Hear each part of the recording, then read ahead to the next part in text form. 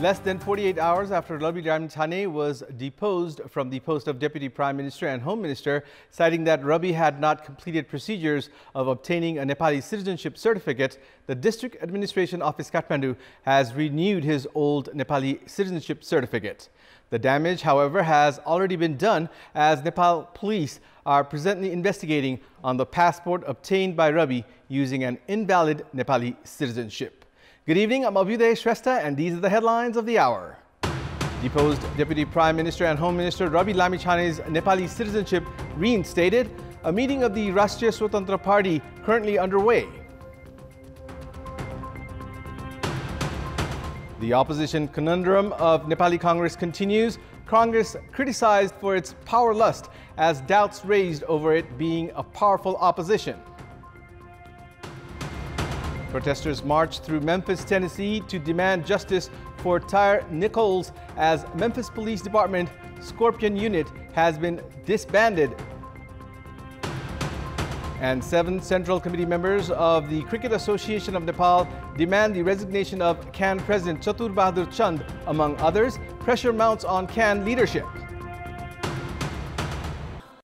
Former Deputy Prime Minister and Home Minister Rabi Lamichhane has acquired his Nepali citizenship.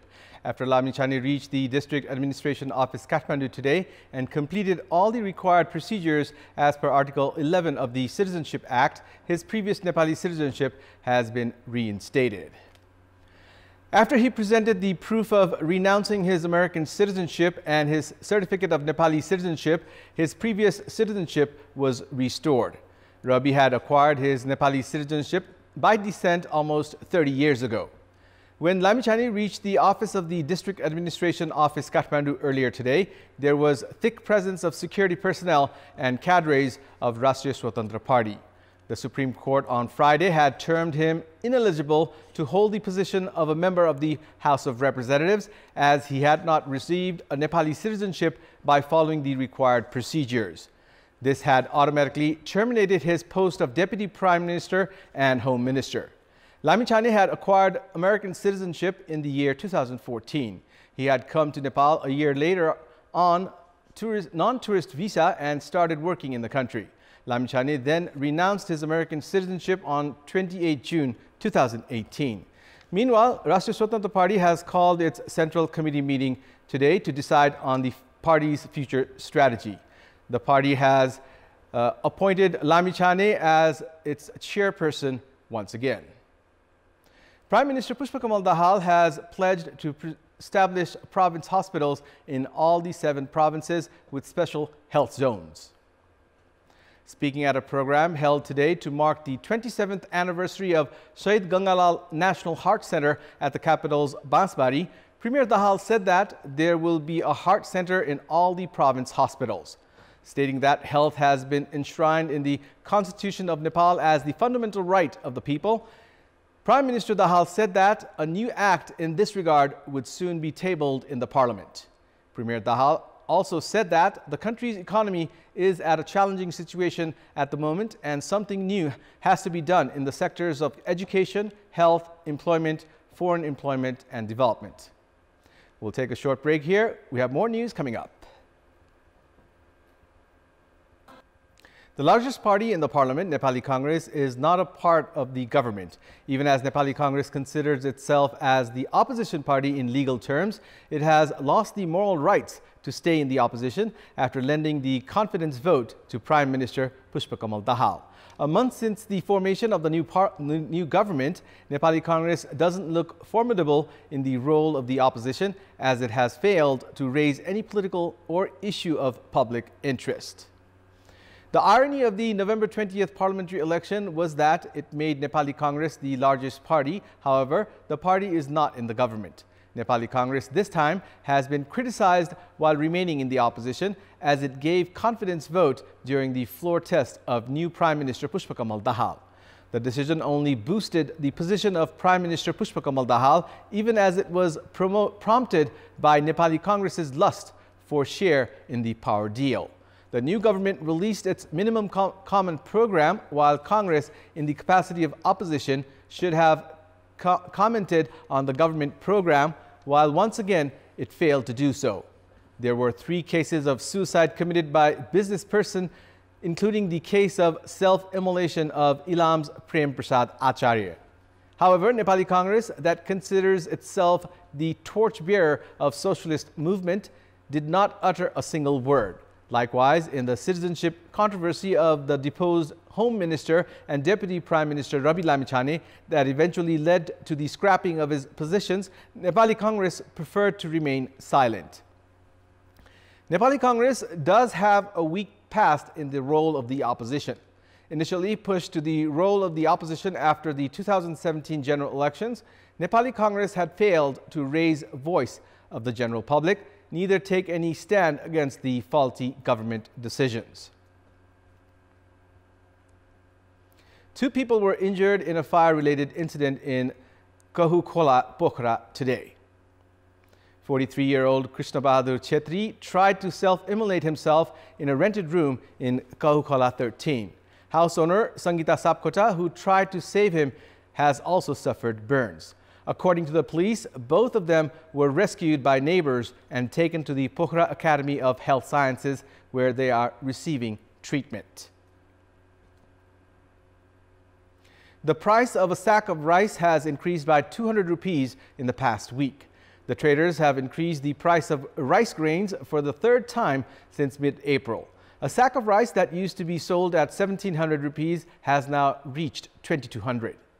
The concerned government entity, meanwhile, has remained indifferent towards the increase in the price of rice, despite increased production of paddy in the country this year. The traders had increased the price of rice grains during the local level election in May last year. The prices were further increased in September-October, citing increase in customs in export of rice grains by the Indian government. The traders have once again increased the price, citing increase in the price of paddy. The price of a sack of rice has increased by 500 rupees within the past 10 months, while the concerned authority has remained a silent spectator. The government has set 3,128 rupees per quintal of paddy as the minimum support price. The government data shows that 85% of the total demand of 5.5 to 5.6 million metric tons of rice is fulfilled by domestic production. The traders, however, have been attributing the rising price of rice to India. Domestic production of paddy has increased by 6% this year. As per the government data, around 5.5 metric tons of paddy has been produced in the country. Consumers have been hit hard due to the increase in the price of rice grains by traders following the increase in minimum support price of paddy by the government. Experts attribute the rising price of rice in the year that saw increased production of paddy to the high-handedness of the traders. The data by the Ministry of Agriculture and Livestock Development shows that 4 million metric tons of rice is required to fulfill the demand by a population of 30 million. Meanwhile, the data of the Department of Customs indicate that in the previous fiscal year, only 528,000 metric tons of rice, grains, and 551,000 metric tons of paddy were imported from neighboring India. It's time now for our segment Public Pulse, where you text us with your opinion. Public Pulse. Here's the question. What's your take on repeated instances where the government server has reported a snag? Your options are A, commission game, B, government irresponsibility, and C, technical glitch. The voting is on. Type NEWS, select your option A, B, or C, and send it to 34001 to share your opinion with us. Welcome back. It's time now for the sports news. Sports news. 7 Central Committee members of the Cricket Association of Nepal have demanded the resignation of CAN President Chatur Bahadur Chand, along with the members of the Task Force Committee. The 7 Central Committee members hosted a press conference today, as it has been confirmed that the recently held Nepal T20 League was ridden with match fixing and spot fixing.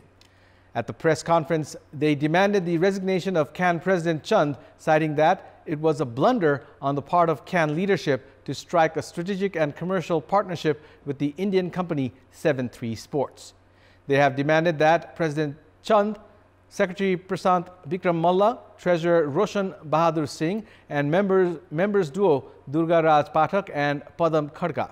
CAN's Central Committee members Rishi Ram Gautam, Daud Ansari, Sanjay Raj Singh, Karan Mahara, Amit Bir Pandey, Tumri Lama and Dharmaraj Giri have demanded the resignation of CAN President Chand, among others. They have also raised doubt on the appointment of new coach Monty Desai, which they said had come without much study. CAN President Chand had earlier accepted the mistake in awarding the commercial rights of Nepal T20 League to the Indian company 7-3 Sports. And that's all for the moment. Thank you for watching. Have a good evening.